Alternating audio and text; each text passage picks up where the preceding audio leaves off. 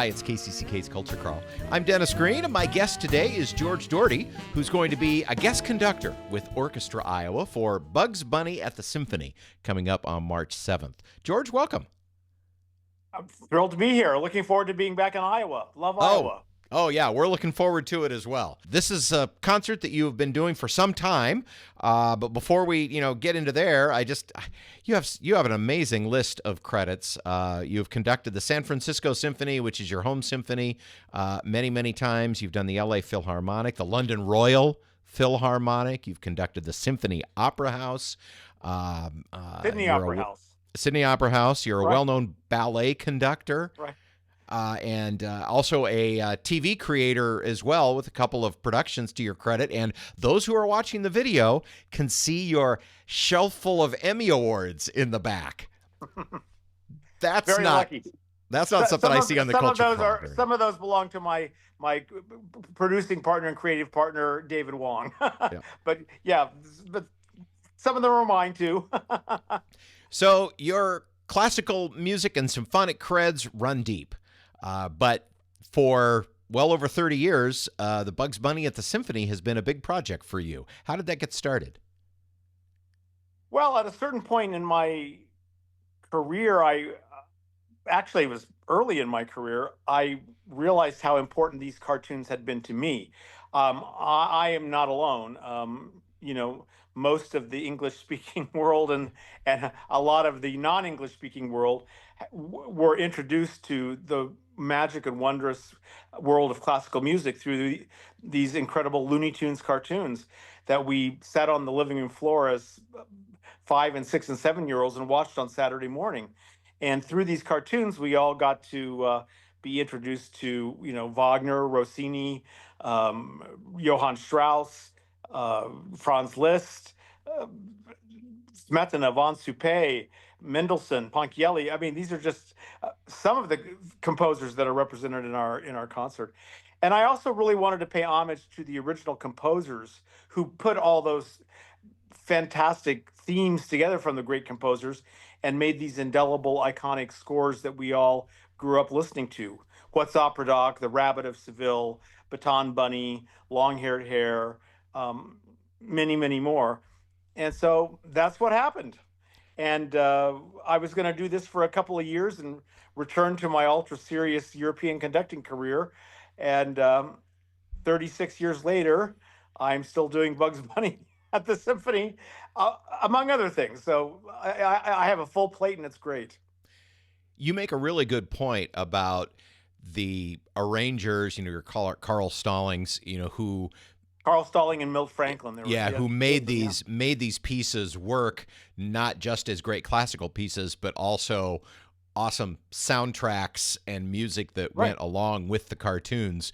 We talk a lot on my show when I have Tim Hankiewicz on about the challenges and blessings of being an arranger, and how that is in its own way just as part of the creative process as the original composer.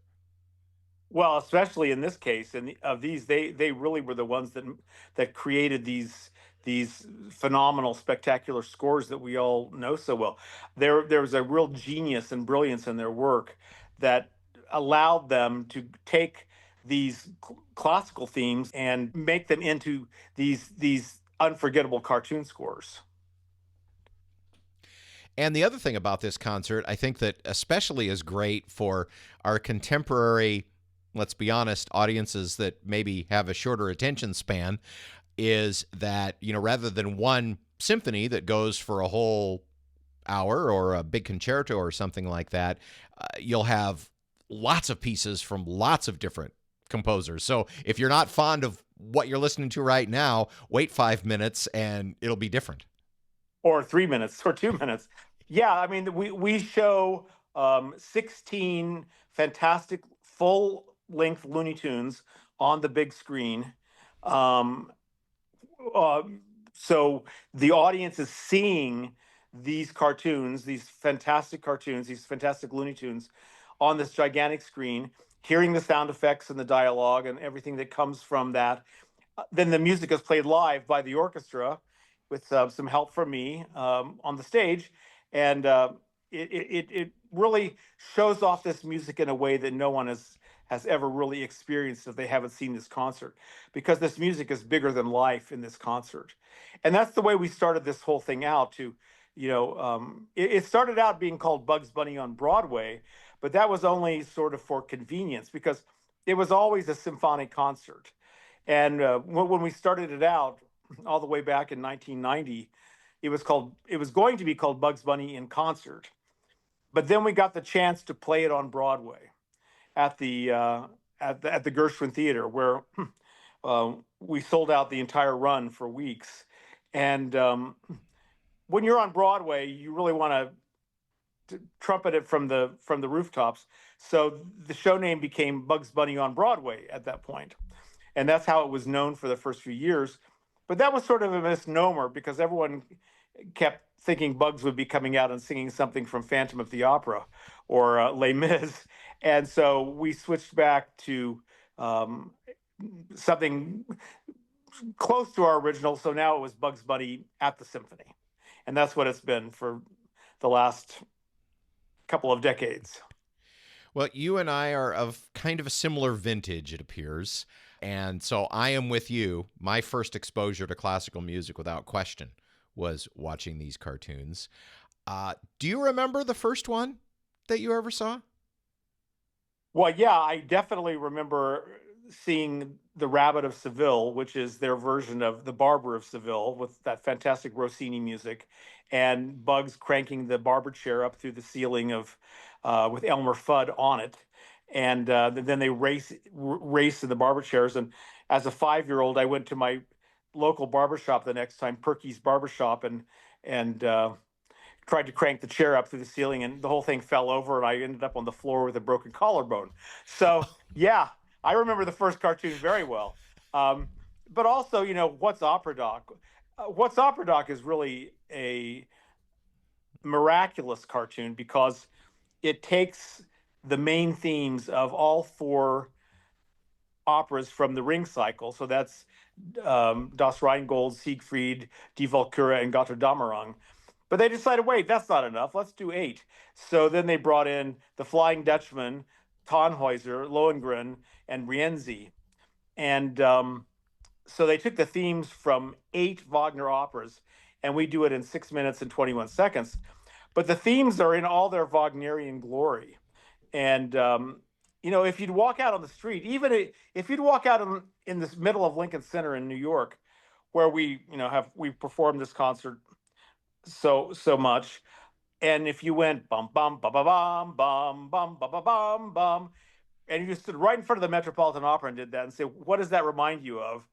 I would be willing to place really good money that 7 out of 10 people would say, "Killed a wabbit, killed a wabbit," because it's just really indelible. It's iconic. It's seared into our memory banks, and that was the pleasure of doing all this, is the fact that they made these great classical themes be familiar territory for millions and millions and millions of people, and that really is something to be excited about. I mean, it really spread the love of music. Well, and again, going back to the arrangers, they did it without dumbing down the arrangements. I mean, the Wagner is huge. The orchestra for What's Opera Doc is a huge Wagnerian orchestra, just like for the real cartoons. And in contrast, Rossini, in real life, Rossini uses a much smaller orchestra than Wagner, and the orchestra for the Rabbit of Seville is a small Rossini sized orchestra. So they were really true to the original musical concepts. They did not dumb it down at all. Although these are cartoons, the music is not cartoony at all. A little bit of inside baseball, just a little bit, because when Orchestra Iowa does the symphony playing live with a movie, Tim and I talk a lot about the difficulties of getting synced and using the click track and stuff like that. So this is also a multimedia presentation where you're going to be showing the cartoons at the same time the orchestra is playing. Do you have to use similar technology assistance to keep everybody in time? Oh, absolutely. Even more so than the big longer feature films. The music tends to be a little bit more lyrical. It's a little bit more forgiving. This music is not forgiving at all because it is so fast and it is so absolutely synchronous with what's going on the screen. And not only that, but um, when uh, there is a sound effect, like when the coyote gets bonked on the head with the anvil, there is a sound effect and there is a big hit in the orchestra. Those things have to be together. So, plunk, that all has to be together. If it's not together, you get plunk, plunk, or, the orchestra and the film are not together. Synchronicity is everything in this concert. And very interestingly, it was Carl Stalling, the first composer for these Warner Brothers cartoons, who invented the click track. And because he had to find a way to make the music and the action and everything all be together when they recorded it on the soundstage. And the rest of the movie industry said, "Hey, this is a fabulous idea. We're going to use this." And so the click track, which is used by all films, was invented by Looney Tunes composer Carl Stalling. Oh, wow. I did not know that, but you're right. That's become so important to this. And you're exactly right about everything needing to stay in sync for so many, for a long period of time. Because even, Right. You're doing the movie and the music stops every now and again for dialogue, but right. not so much the case here. No, there is not a lot of dialogue actually. Even though we all think of Mel Blanc having done all of these great voices, and then Arthur Q. Bryant who did the voice of Elmer, but really there is not that much dialogue, and a number of the cartoons have no dialogue at all. Baton Bunny, where Bugs conducts the morning, noon, and night overture by Von Suppé, doesn't have a word of dialogue in it. The Roadrunner cartoons don't have a word of dialogue. The Rabbit of Seville only has a little bit of singing. Welcome to my shop. Let me cut your crop. But other than that, it's all music. Corny Concerto is all music, mostly. A couple of interludes from Elmer. But so, yeah, there's not tons of dialogue in this. So the music really gets to shine. The music is the star along with the characters on the screen. For those watching the video, you have a still put up right behind you. Now that's What's Opera, Doc, right? That's a painting that was done by the great Chuck Jones, who was a dear friend of ours, who directed and created What's Opera Doc and many, many other. When you really think of the great Bugs Bunny cartoons that we do in our concert, um, What's Opera Doc, The Rabbit of Seville, Baton Bunny, Long Haired Hare, the Coyote, Roadrunner cartoons, those were all directed by Chuck Jones. He had a special affinity for these bigger than life music and animation, fantastic cartoons. And this is a painting he did of Bugs coming down the hill on this big white horse. And the music here is bum bum bum bum bum bum bum bum bum bum bum bum, the big theme from Tannhäuser, and and then the horse with that big posterior that it has sits down and Bugs slides right down the butt and right down the tail. It's one of the great moments in film comedy, not just animation, any kind of film comedy. Yeah, so we have a lot of Chuck Jones art in our house. I'll bet. We were very honored and privileged to work with him in the last years of his life and get to know him very well. And we miss him terribly, but he lives on through these cartoons amazingly. Um, I know that it's like picking out a favorite child, definitely. But as when you talk to somebody about this, you think of an audience member seeing and hearing it for the first time. What's the one moment in the show that you're just extra really excited for him to see? Well, there are several moments like that. The first moment comes very, very early in the concert, almost at the very beginning. And that's the first time we get the boing, that slide guitar. And that sound is so absolutely heraldic. People go wild when they hear that the first time. And I also think the next moment comes just 30 seconds later when Bugs appears on the screen for the first time, and the audience goes nuts. And Bugs is standing there in his yellow tuxedo and baton bunny. Um, and then he starts to conduct the orchestra, and the orchestra starts playing.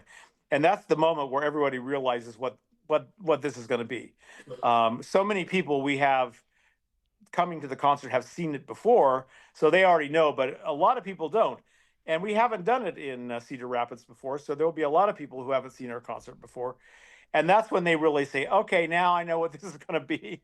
I know how this is going to work. There are incredible moments like that.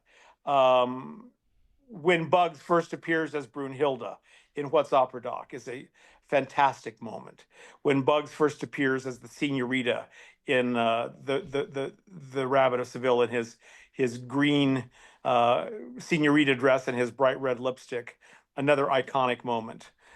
There are so many iconic moments, and people just sort of check the list as we're going through them, because we've put into this concert really the cartoons that are everybody's most favorite cartoons. And although we do have some new things that are very exciting, but the bulk of the concert are these absolute, they're just monumentally well known. So I have to ask then one more question before I let you go and we start to wrap up here. What is new with the show? Even though many of us haven't seen it for the first time, what have you brought to it that is new?